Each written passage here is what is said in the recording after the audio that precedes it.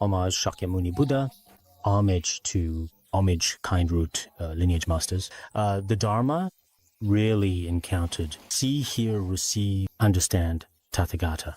To liberate all sentient beings, arouse unsurpassed bodhicitta. Next, I will now explain in detail the guidance on the preliminary practices of Dzogchen. Today, we will begin discussing the section on motivation. Previously, we already talked about listening to the Dharma with the motivation of bodhicitta. However, the topic of listening to the teachings with a profound and pure view of Vajrayana has not yet been fully explained in detail. We understand the reason for visualizing this way is because these things are originally pure by their very nature. It is not that they are impure by nature and we are merely visualizing them as pure. Through the above analysis, everyone should now have a very clear understanding. What is the principle we understand? Vajrayana always emphasizes we must view physical world, sentient beings, purely. The main reason for cultivating a pure view is that no matter the sentient being, all are no different from the wisdom mind of Tathagatas and Bodhisattvas. And the physical world is in no way different from the pure land of ultimate bliss or Abhirati pure land. Therefore, it can be said that everything is inherently pure. It's not that things are originally impure and we forcibly view them as pure. That's not the case. This is a very important point in Vajrayana Buddhism.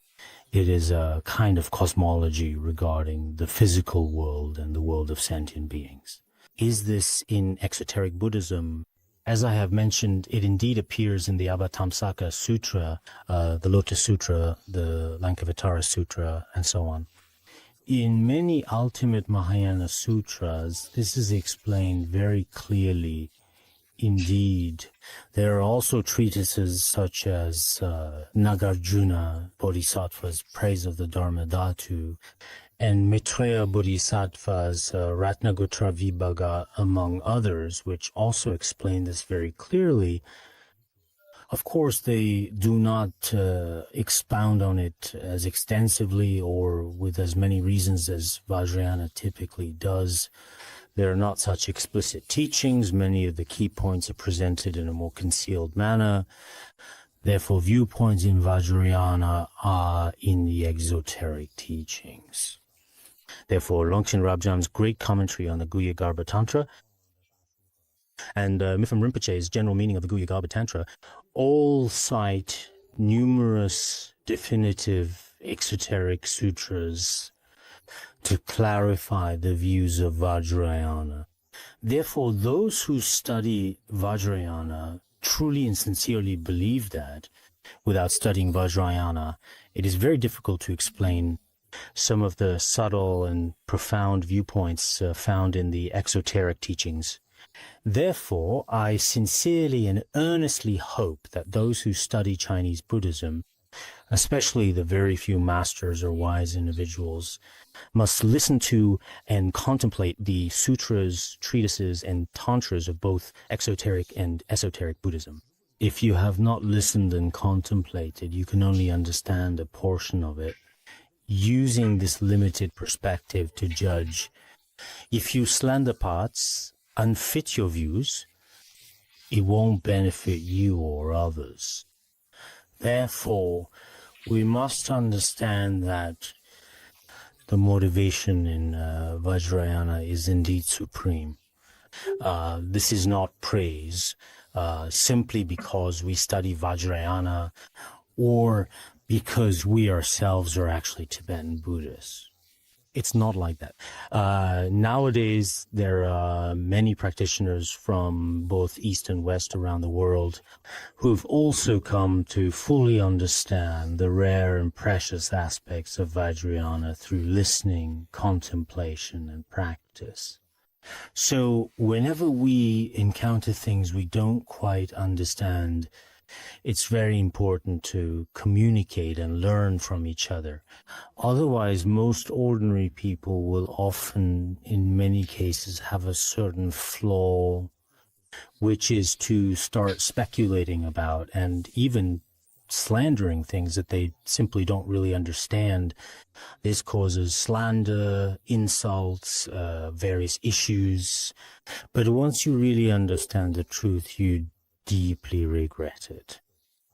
Therefore, in the process of studying the Dharma, we should learn in a complete way, deepening our Buddhist understanding. Only in this way can we, on the one hand, perfectly protect all practitioners, both ourselves and others, and at the same time avoid creating negative karma in our own mental continuum, gain merit and wisdom. Therefore, it is also explained here that everything is originally pure, and not that something impure is seen as pure. It is absolutely not like that. We have proofs in Vajrayana. Won't use Vajrayana proofs. I use exoteric teaching references.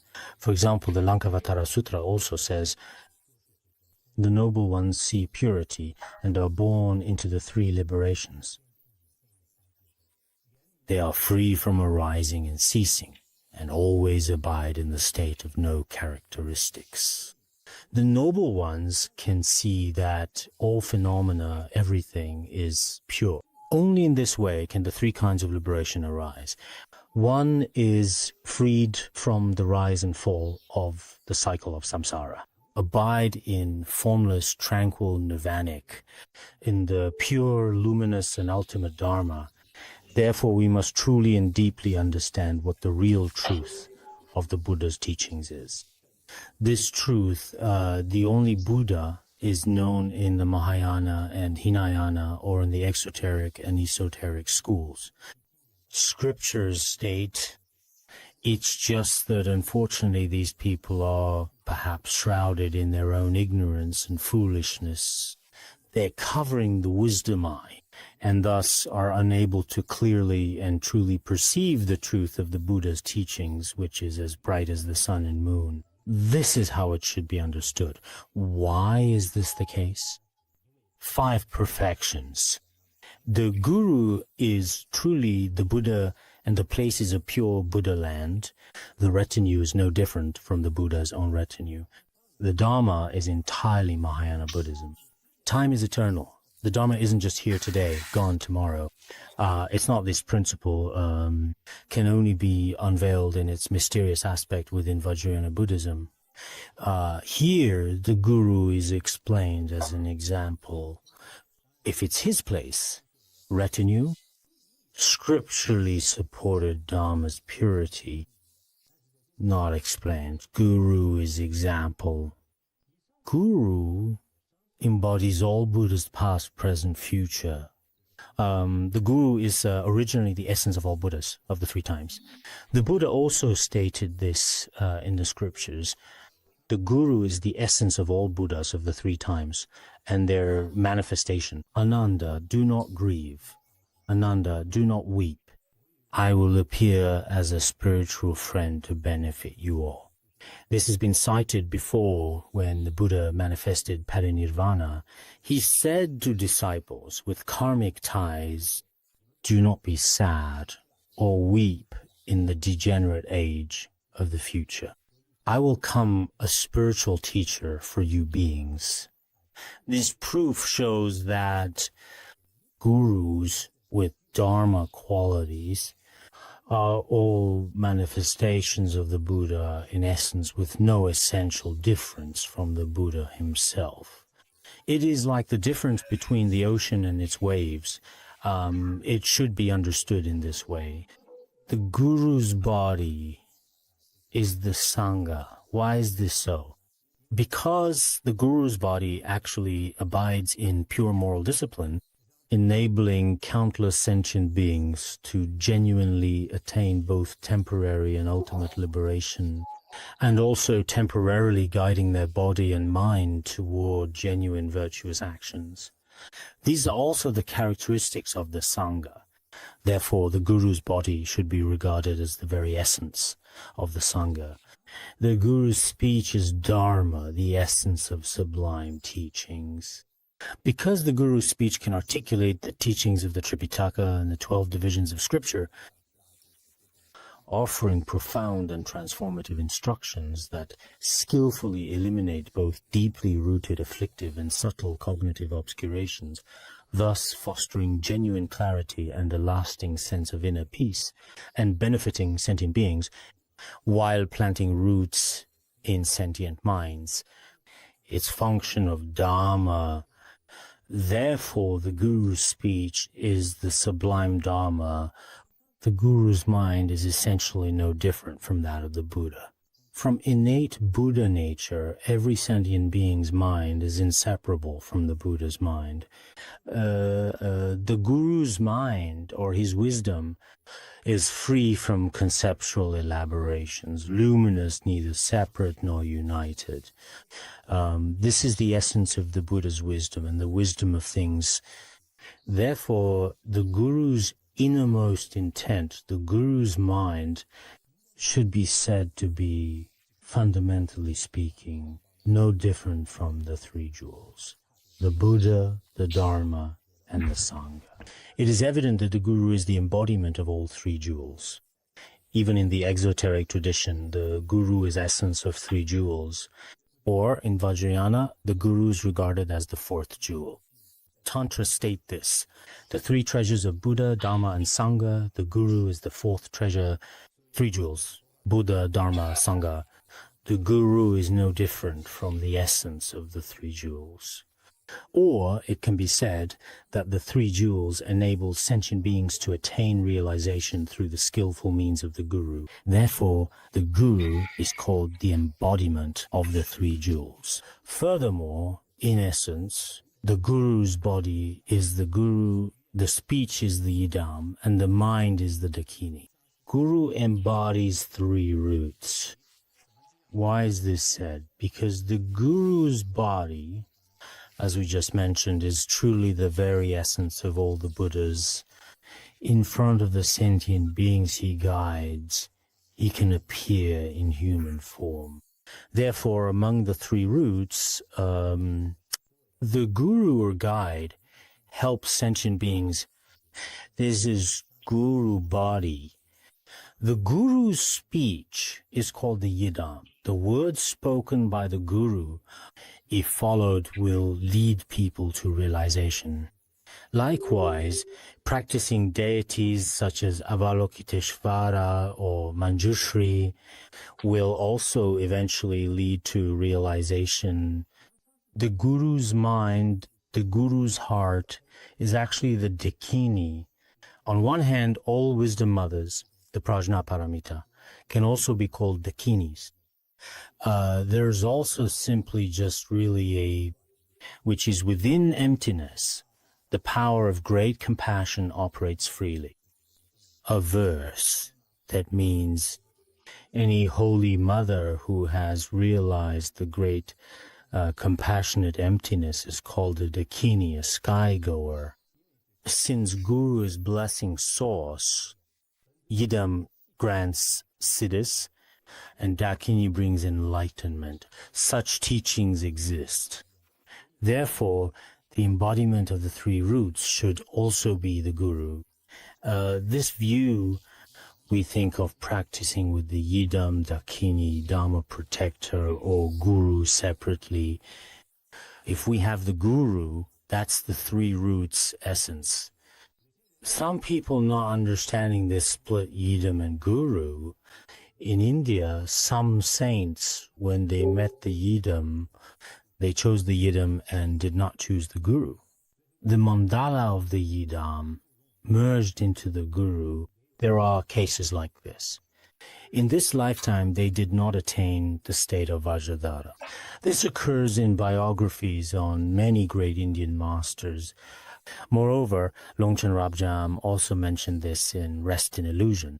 In Guru Yoga, the Guru's appearance cannot change. Why not change it?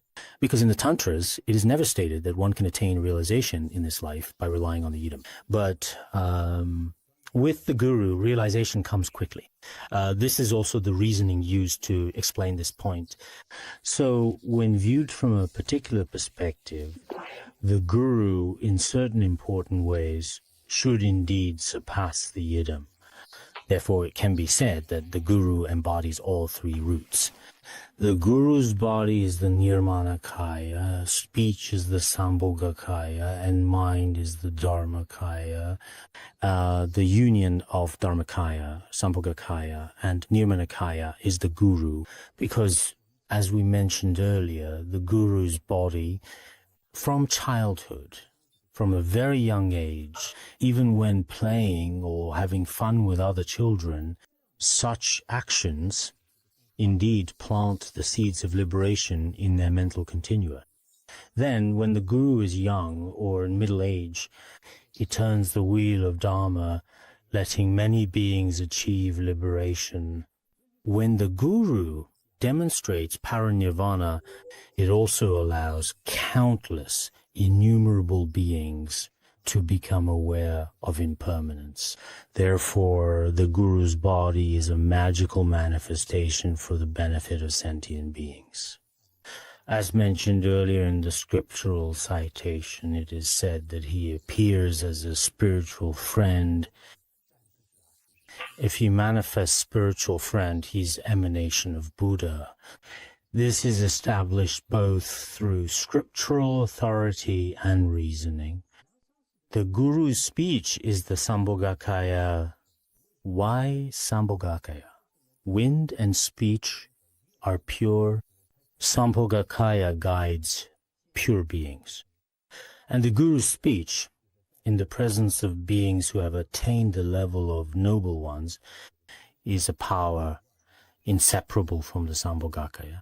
This wondrous power is what is called the Sambhogakaya.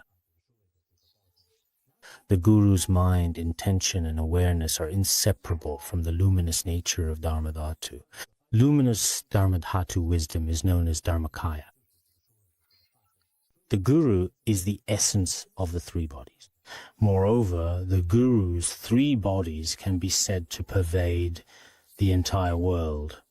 This is not something we fabricate with conceptual thought, nor is it something we visualize. It has been this way, but many of us simply do not realize it at all. Because people see the Guru age, get sick, die, and show attachment, aversion, and ignorance, and non-Dharma forms such as the Guru they perceive. Realized beings see realized.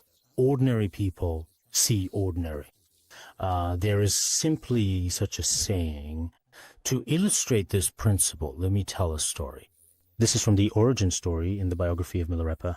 Once the wise Milarepa, together with Master Ritungpa and other disciples with karmic connections, were in the region of Yarlong, preparing to teach the Mahayana Dharma.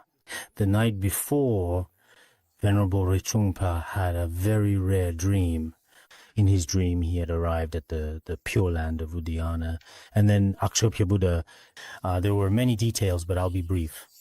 Then Buddha Akshobhya gave teachings to Ritungpa and the other disciples as the main recipients. The Buddhas and Bodhisattvas of the past are extremely rare, precious, and subtle, recounted biographies. After that, he also spoke about Indian masters such as Tilopa and Naropa, as well as Mapa the translator, sharing their rare and moving life stories. Finally, as the Dharma assembly was just about to conclude, Buddha Akshobhya said, actually among all the biographies, the greatest, most moving and rarest biography is that of Milarepa. But Milarepa's biography will be told starting tomorrow. At that very moment, a few curious people in the crowd paused for a second and then asked, where exactly is the Venerable Milarepa right now? Some said he should be in the eastern land of joyful manifestation, others in Samantabhadra's land, and so on. There were various such opinions. At this moment, Ritungpa turned to them and said, Milarepa is not here. Milarepa is clearly in our Tibet right now. Later, he woke up from his dream After waking from the dream, he thoughtfully paused and then began to think to himself in private. As everyone knows, our revered Milarepa is clearly in Tibet, so why do people say this? But later, after thinking it over again, he thought to himself, although we, as ordinary people, those of us who are not exceptional, believe that Milarepa is in Tibet teaching the Dharma to us, in reality, he is no different from the Buddha. His three kayas, Dharmakaya, Sambhogakaya, and Nirmanakaya should pervade the entire world, present everywhere. We think of him as an ordinary person, as a spiritual teacher, as if he arises and ceases right before our eyes, manifesting all sorts of forms in front of us. This is because the minds and eyes of ordinary people are impure. In fact, such views are, without any basis whatsoever, a slander against the Guru. After thinking this way, he later also felt that this was a hint from the Dakini, prompting the Guru to speak a truly rare and remarkable biography. Later, at that particular moment, Rinpoche also requested Milarepa to recount his own life story. After that, Milarepa himself began to recount his autobiography. This autobiography was previously translated by Garma C.C. Chang, and many practitioners in China who had the karmic connection were indeed genuinely and profoundly moved after reading it. The words they encountered left a lasting impression. Many practitioners in Tibet as well, indeed, after reading the life of Milarepa, they found that their hearts were, in every possible way, completely transformed. Indeed, it possesses a unique blessing power. I can still remember way back when I was in middle school, quite a few years ago now, back in those days. At that particular time, my left hand unfortunately became extremely ill and developed a severe, painful abscess, so much so that I almost died. There was a Tibetan doctor then, who was also an old practitioner. He treated me every day with traditional Tibetan medicine, and there was another practitioner, another medical professional as well. Back then, at that time, the policies had not yet opened up, and this other individual practitioner would come every night to read us the biography of Milarepa. Because at that time, we were quite afraid of being discovered by others. All the gates of the courtyard and the doors of the houses were shut tight. After very quietly and gently closing them, in the still, silent, and peaceful middle of the night, that young Lama named Tenzin Gyatso would begin to read with great curiosity. While he read, the old and experienced practitioner would sometimes, on occasion, be moved to tears. Although I was still very young at the time, there truly was a very unique and special blessing present, a presence that could genuinely be felt. Even now, many of the songs of realization and touching stories from that time, I still remember them very clearly. Even though more than 20 years have passed, this was when I was in my first year of middle school. So I feel that, I must say, for many of us, just as was mentioned in the teaching just now, as you may recall earlier, the true nature of the Guru, regardless of whether or not he appears before you as an old person or in the form of an ordinary person. In fact, his true nature really is present throughout all the Pure Lands in the 10 directions. And he liberates countless sentient beings in limitless ways. Guru Rinpoche emphasized this in many of the pith instructions he received from Thubga Rinpoche in dreams. I think many Dharma friends are indeed very clear about this in their hearts. So here it should be said that as a guru, one should thoughtfully understand by carefully observing the truly pure and unclouded mind. A guru is not just someone who's called a guru in name only. Like calling a stone gold, it is certainly not like that at all. It's just that in the eyes of ordinary beings, pure things are seen as impure. Because we suffer from delusion and ignorance, no matter how we look, we cannot see the pure aspect of things. But through scriptural authority and reasoning, we should understand that the entire phenomenal world, those who transmit the Dharma to you, or even the people sitting beside us listening to teachings, all of them should be viewed with pure perception. This is actually a very reasonable and most powerful form of inferential logic. But now, in front of us ordinary people, especially those individuals who are not particularly well versed in Buddhist doctrine in particular, if you talk too much about this, they may not necessarily accept it. But even if they don't accept it, the undeniable fact remains as it is. It should be understood in this way. In essence, this is the manifestation and embodiment of the three kayas. The Guru is the emanation of all past Buddhas, the source of all Buddhas of the future, and the successor of all Buddhas of the present. You could say that the Guru is the emanation of all Buddhas of the past. The Ornament of the Middle Way commentary also mentioned earlier that a guru who truly teaches the Dharma in accordance with the proper principles is actually an emanation of the Buddha. The scriptural evidence cited earlier also supports this, as we have discussed previously. Moreover, the true Buddha, in the most genuine and authentic sense of the word, indeed does not necessarily appear in reality in the form of the Buddha's own body itself, but should manifest as a human in front of humans. Before animals appears as an animal. Likewise, in front of beings in the hell realms, the Buddha appears in the form of a hell being to guide them. Therefore, among humans, as is commonly understood, the Buddha generally should manifest in the form of an ordinary Dharma teacher to guide sentient beings. That is why we must maintain a pure perception. As for all future Buddhas, the Guru is their source. Why is that? Because after the Guru teaches Dharma, the minds of many sentient beings are able to mature. If in the future these Buddhas did not receive the Guru's teachings, were not inspired to have, then in terms of future manifestation, these Buddhas would not be able to appear either. Therefore, the Guru is indeed the source of future Buddhas, and even of present Buddhas. You could say that, in fact, the Buddhas of the 10 directions all indeed at this very moment abide in various pure lands. But the Guru truly represents the Buddha in a very real sense. Why is that exactly? Because the one who truly and faithfully carries out the Buddha's activities is, in every sense, without a doubt, certainly a Buddha.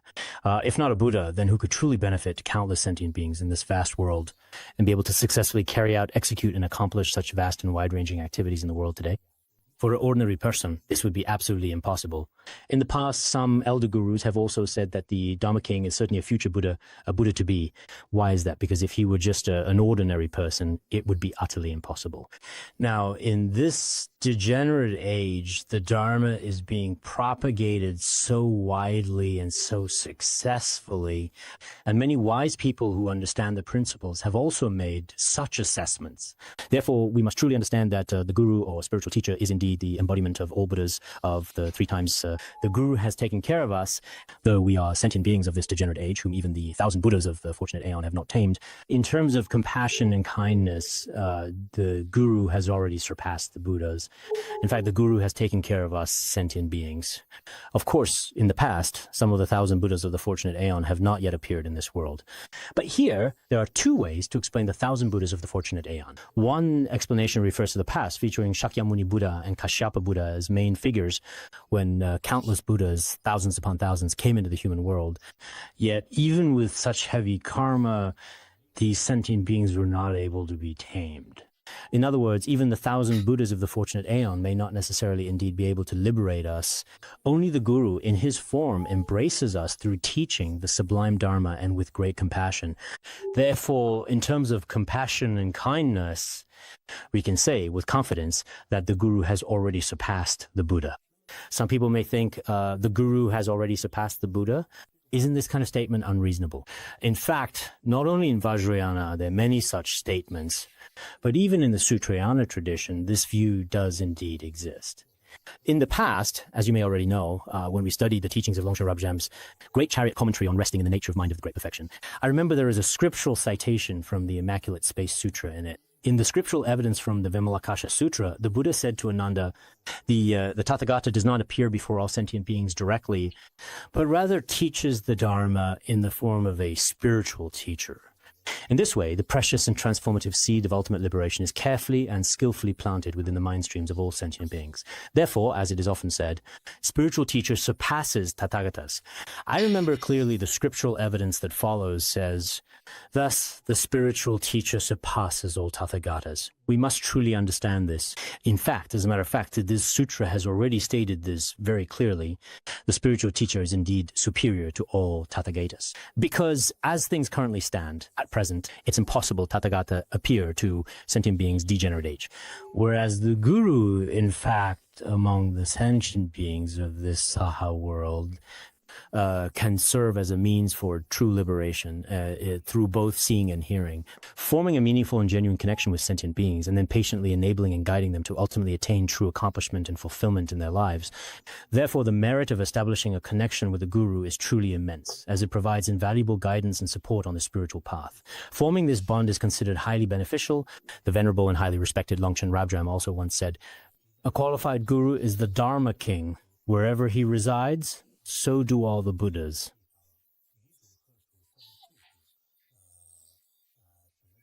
For all ordinary beings who see, hear, remember, or touch him, all their cycles of samsara are destroyed. This means that a guru who possesses noble qualities is the great Dharma king within the 3,000 worlds. No matter what kind of surrounding environment or place he resides in, regardless of the circumstances. In fact, there is absolutely no real difference whatsoever between him and all the Buddhas of the 10 directions in any way.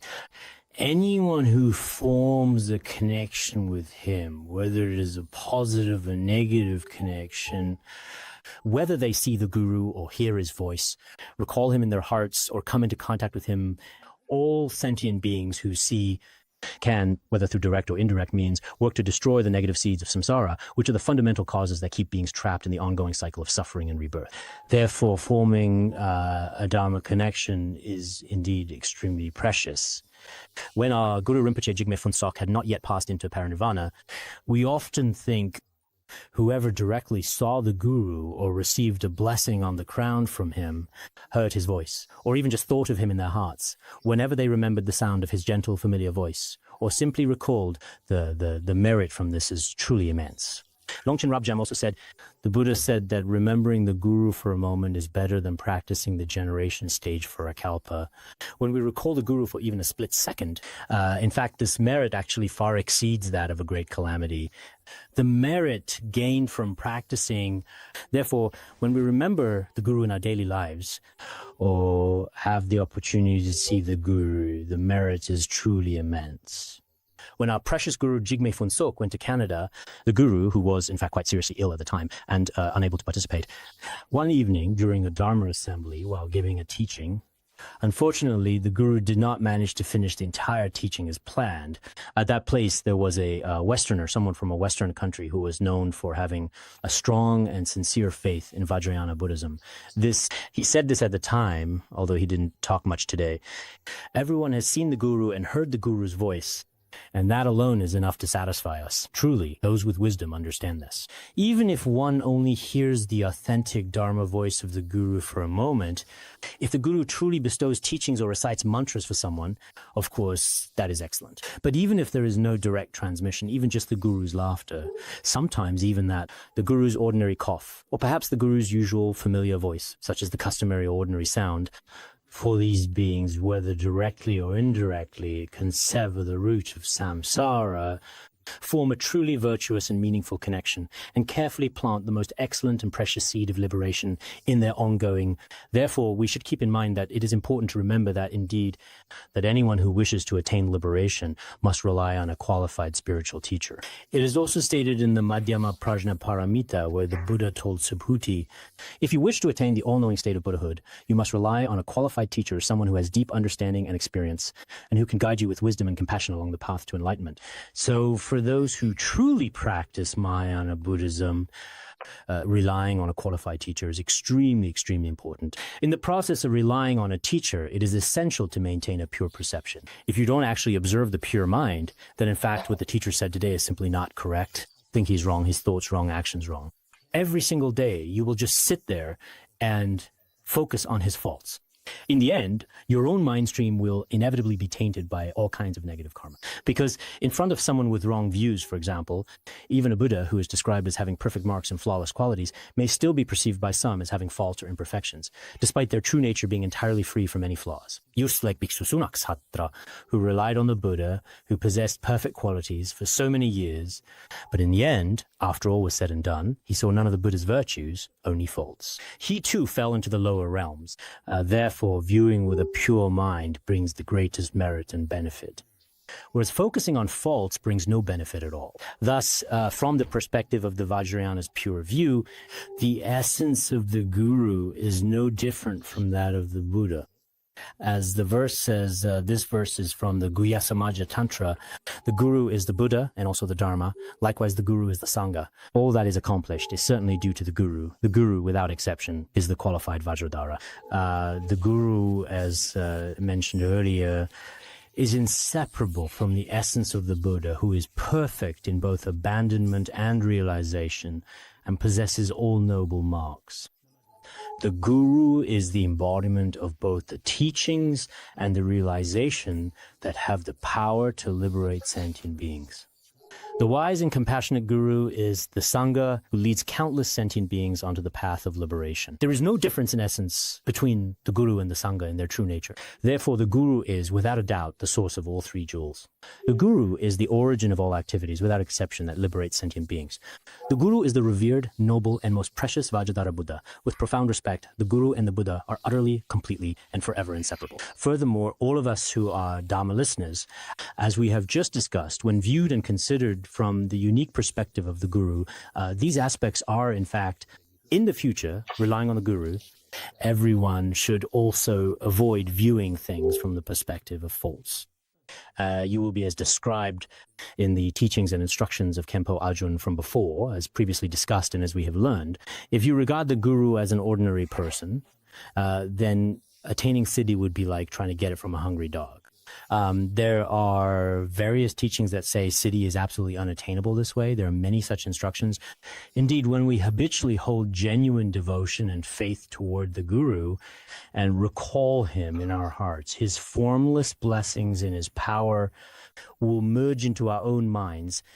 In this way, the seeds of liberation and goodness can slowly and steadily be awakened within each and every one of us over time as we continue on our journey. If your own mind stream is already tainted by all sorts of stains of wrong views, then it will be very difficult for the seedling of enlightenment to sprout in your field of mind. Therefore, you should regularly check the mind stream.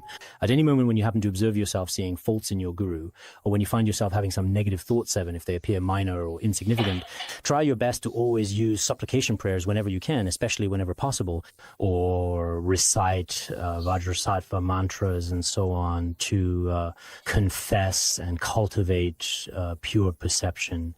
You should think, although I see that my guru may not be fully endowed with all the qualities, he's a sentient being, and sentient beings have Buddha nature. So today I should reflect from the perspective of Buddha nature. I will not focus on the guru's faults. Look, this is the part where you should laugh, but honestly, no one is actually laughing. It's just not lively enough at all. Just kidding, of course.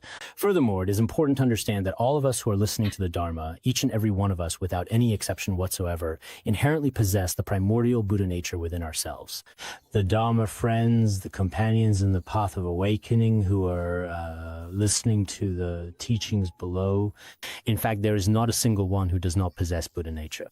Every sentient being possesses it. The Buddha also said in the Samadhiraja Sutra, it is often said that all sentient beings, without exception, truly and inherently possess the Buddha nature within themselves. Therefore, there are no sentient beings in this world who lack Buddha nature. Maitreya Bodhisattva also established this through 3 lines of reasoning. All sentient beings indeed have Tathagatagarbha. It is said that all sentient beings possess Buddha nature, and so on with many scriptural. Therefore, it is understood that all sentient beings in their very essence are indeed endowed with what is known as Buddha nature. Viewing sentient beings from a negative perspective, they may have greed, anger, ignorance, and various apparent faults, but in reality, they have all actually obtained the precious human body and share the opportunity to listen to the Dharma before the teacher together with us. Unlike some ordinary or inferior human existences, they all possess precious human body and have also been fortunate enough to encounter such a qualified spiritual teacher, and moreover, have been kindly guided by their skillful instructions. It can be said that we, as their companions, are also future Buddhas. All of us Dharma friends who are listening together on the surface, in terms of appearances, may also seem to have some minor faults, but it is just as our minds are not pure. In reality, all of these are future Buddhas. There is actually no essential difference between future Buddhas and present Buddhas. It's a matter of sooner or later, because every sentient being truly possesses Buddha nature. Speaking from the perspective of the true nature itself, in essence, it is just that for now, some conditions have not yet come together. There are still some defilements on the Buddha nature that have not yet been eliminated. If we, through practice, completely remove all these defilements, everyone will become a Buddha. Back when we were still just students, quite a few years ago during our time at school, we once said to a respected leader of ours, "Leader, you shouldn't be arrogant. Right now, we're still studying, but after some time, we'll be leaders just like you. So you really shouldn't be too arrogant. In the same way, we should think like this and not lose heart." Everyone is truly, in their own way, a future Buddha. From this perspective, we actually shouldn't see them as having faults either. See everyone with a heart of kindness as compassionate bodhisattvas, all possessing great merit. In this way, the teachings that are given by the Guru will bring benefit to the Dharma in each person's mind stream. Therefore, at the very beginning, adjusting our mindset is extremely important. First, you see Dharma centers as being in a terrible state, not pure at all. You see the Guru wicked, doing bad things, teaching me. The people next to me are even worse. Honestly, I'm in a group of bad people. Negative things the Guru says about negative mind stream can't possibly bring any good benefit because everything is bad. It's the same in everyday life in worldly classes. The atmosphere is very important. Even when you are actually attending a class in front of a guru, you must worldly view maintain pure perception. But here, it's not about seeing impure things as pure without reason. In fact, through scriptural authority and logical reasoning, there is abundant and solid evidence to prove that the guru and the community are truly pure beings. If this purity can indeed actually be established, the places we live are seen as pure. Commentary on Guhyagarbha Tantra has evidence. It is not difficult to establish everything as a pure land. Therefore, if we ourselves possess some wisdom and various abilities, then whenever the gurus teach the Dharma in the future, we should always think, right from the very beginning, to listen to teachings embraced by Mahayana Bodhicitta, or we must adopt the pure perception of Vajrayana. This kind of pure view is, in fact, actually more powerful, especially in its simplicity. If you visualize this way, then every sentence spoken by the Guru will bring a swift transformation in your mind stream. Why is it that some people, after a few classes, listening briefly, immediately receive some truly uncommon attainments and blessings? Others, after listening a long time, may not have understood certain key instructions within the teachings, grasp key points. Brief listening can bring about a very, very significant change in your mind stream. So in these aspects, everyone should pay attention. 2 observations. Actually, the 2 examinations Tantra is a section, a part of the Hevajra Tantra. 2 observations says, all beings are Buddhas, but are obscured by dust. When the dirt is cleansed, the true Buddha appears.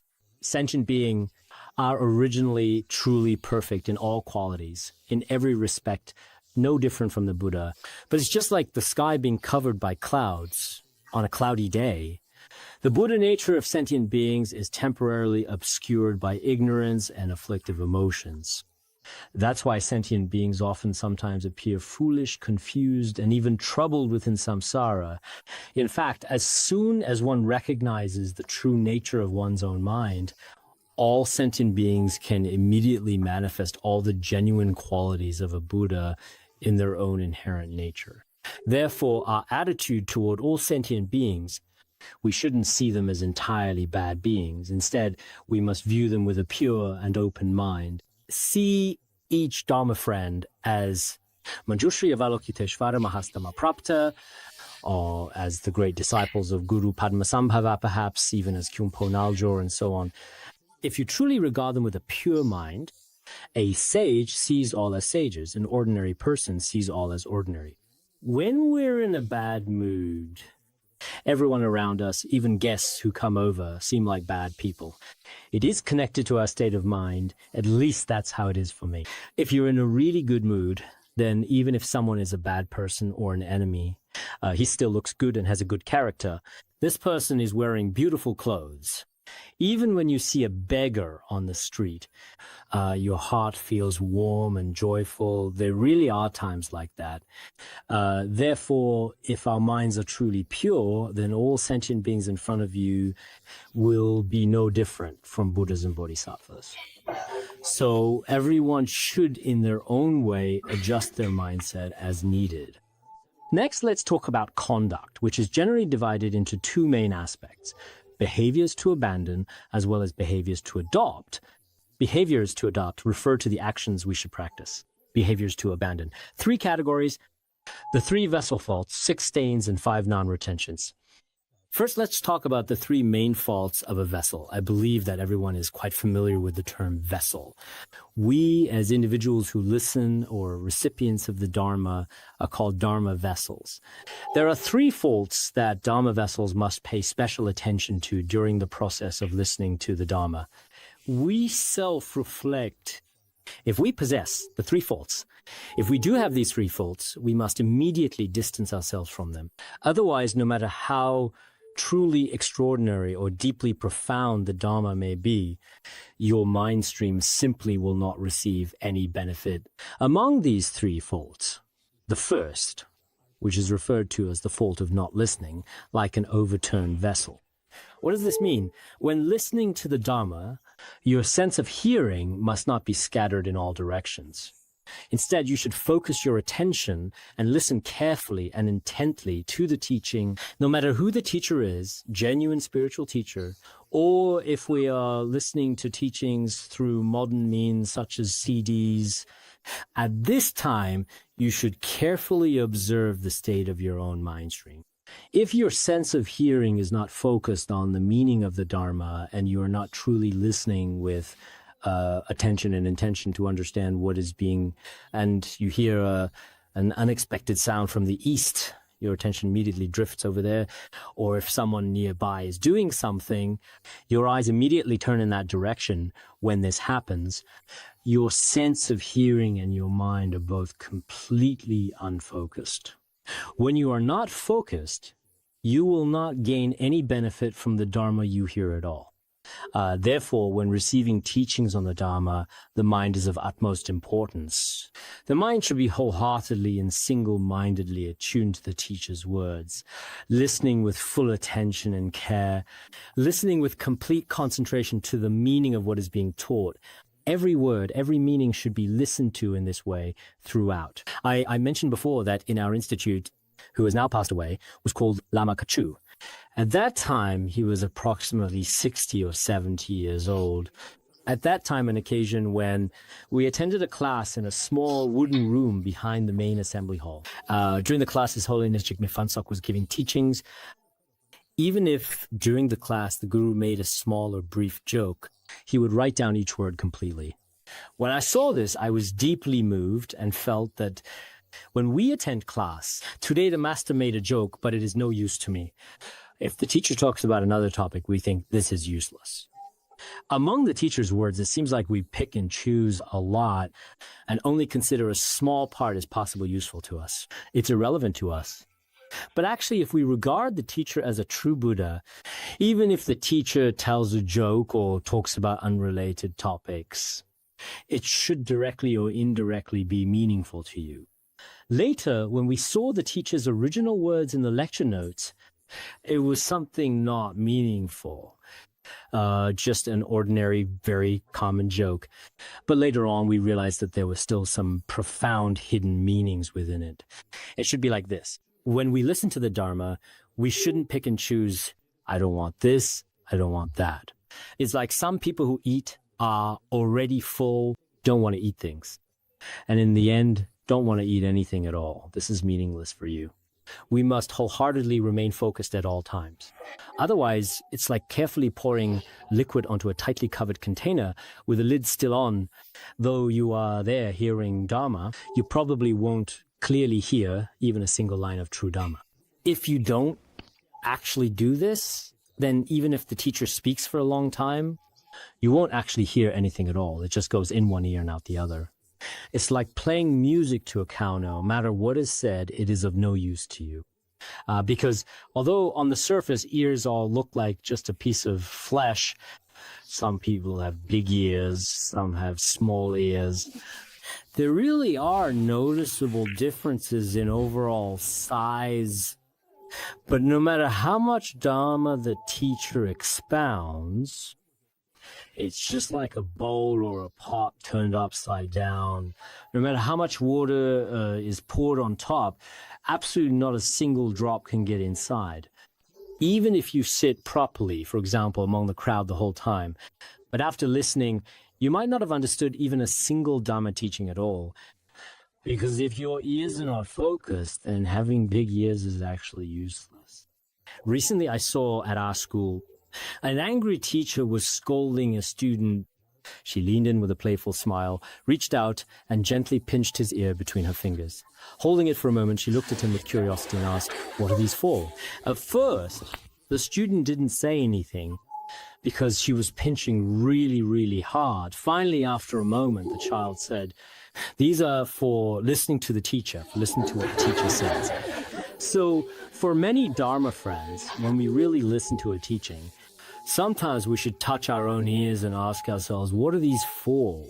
If so many teachings have been given and you haven't absorbed any of them, then these are simply fake ears, not truly functioning sense organs. So you must be focused. The second issue is the fault of the mind not retaining, like a leaky vessel. It's not enough to just listen with your ears. You have to remember it in your heart. The mind, keep it, hold it in your heart. If your heart doesn't retain it, that won't work. I listened very attentively. But after the teaching's over, perhaps everything has already quietly and slowly leaked away, almost unnoticed. If understanding of heard Dharma is superficial or incomplete, or if you just listen perfunctorily without truly remembering it at all, then it will be like a container with a leaky bottom. However much liquid you pour in, none of it can be retained. No matter how much Dharma you hear, you still won't know how to integrate it into your life and put it into practice. If you only listen for the sake of listening, some people seem overly focused when attending teachings, always keeping their ears turned toward the teacher, listening intently like that. But in reality, no matter how the teacher explains, after the teaching is over, perhaps they half understand a sentence or just catch what was said. And maybe it's all just going through the motions on the surface. You haven't remembered any story or Dharma teaching. Nothing at all stays with you. It's like a blank sheet of paper. After the teaching is over, you have absolutely no impression of it whatsoever. This is quite similar to in the world we live in, for example, a bowl with a broken bottom, something that simply cannot hold anything. No matter how much water you pour into the bowl throughout the day, leaks out, not a drop remains. In the same way, even though you have listened to many teachings from the masters in the course of hearing the Dharma, but as soon as you finish listening, right after, you immediately forget everything you just heard. This is not acceptable. Therefore, every time the master teaches a Dharma point, we don't have the dharani of never forgetting. If we could remember everything clearly and accurately, this might have been possible for some exceptionally noble, spiritually advanced beings in the Buddha's time, but for us it is difficult. Each class, you should certainly be able to understand and grasp a few important points that are useful to you. Some teachings are useful since people may have different aptitudes. The other day, someone called me. She was troubled and asked many questions. I gave her advice. She said, "Oh, Khenpo, what you said doesn't work for me. I want to call her Rinpoche. Every time Rinpoche speaks to me, it's very effective." Then I got a bit annoyed and said, "Well, then call the teacher whose words work for you." When we are teaching Dharma, some instructions may be effective for us. It's really important to remember what is effective. Keep it in your heart. Today you remember one key point, tomorrow another key point. So attending teachings is not in vain. It is actually very necessary. Actually, the first fault just mentioned, as we discussed earlier, is an obstacle to the wisdom born from hearing in the process of listening, contemplating, and meditating. Because if your ears are not really listening, you can't receive the Dharma teachings. The second fault is it hinders wisdom from contemplation. Because you haven't remembered anything in your mind, when the class is over and you want to reflect on it, there's nothing left, everything has already slipped away. On human life's value and spend an entire class explaining how rare and precious human life is. But after class, you leave, you walk away, you have no knowledge. Then if you think there's nothing to use, without greed, anger, ignorance, no Dharma exists. This is an obstacle to wisdom from contemplation. The third is an obstacle to practice mixed afflictive emotions, such as anger or jealousy, like the fault of a poisoned vessel. When listening to Dharma, if your mind seeks fame or seeking status or motives with faults, or if your mind has the 5 poisons, greed, anger, ignorance while listening, then not only will the Dharma you hear bring no benefit to your own mind, it will become illegal. It's like taking the most exquisite, carefully crafted juice made from the ripest, most flavorful fruits and pouring it into a vessel that has been tainted with poison. No. During the process of listening to the Dharma, we should try not to harbor greed or anger, like setting your motivation before listening to the Dharma, not for fame, status, nor treating illness. All those unwanted negative worldly thoughts must be abandoned. Or when you listen to the Dharma, some people are like this. When you go to attend a teaching, among the attendees, for example, there may be some men or women people they personally like, and their goal attending the teachings every day. Hearing teachings is not actually the goal, see, interact with people, or for some other various purposes. In such cases, it's best not to go at all, as this is driven by greed.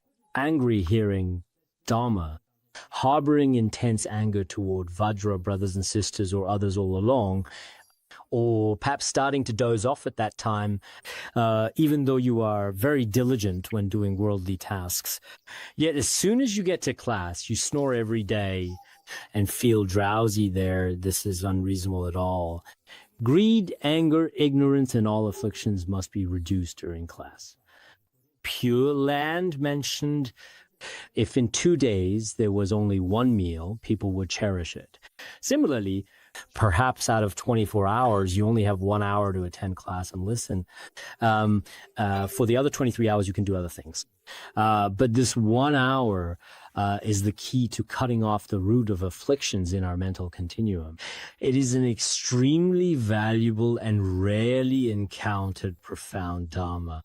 Therefore, I must devote all my time and energy completely to end mind afflictions. Otherwise, it would be like having various poisons in a container and then adding the best food into it. You'll get sick, as everything will be contaminated. Not only will there be no merit, but it will actually be harmful to your own mind stream.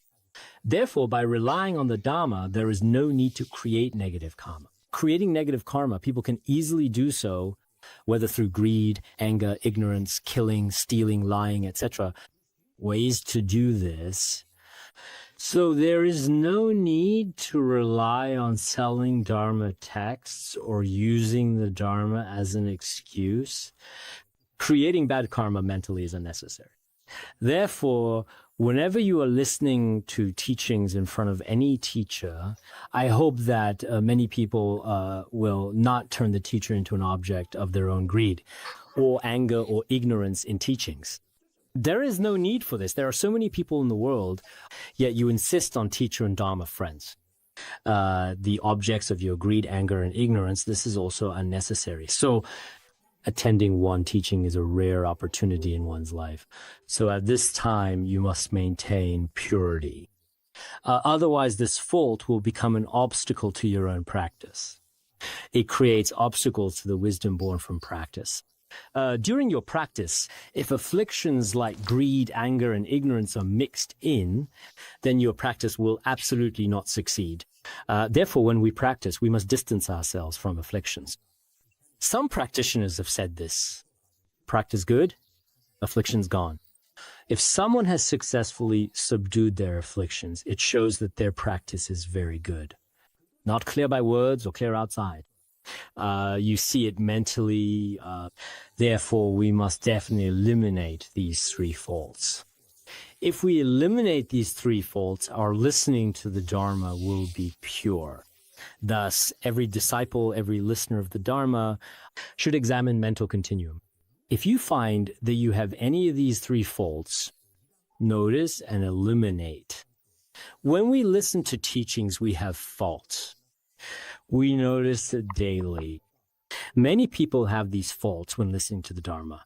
If you don't correct them, if motivated and want to hear teaching, if your way of listening to the Dharma is not correct, it still won't work. The manner in which you listen to the Dharma is also very important. We'll stop here today.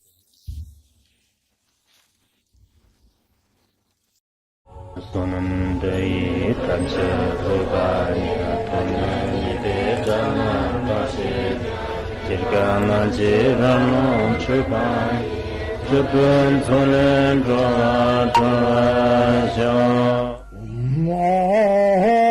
Bandarangara Bana Savarda Bandarangara Bana Sada Bandarangara Bana Savarda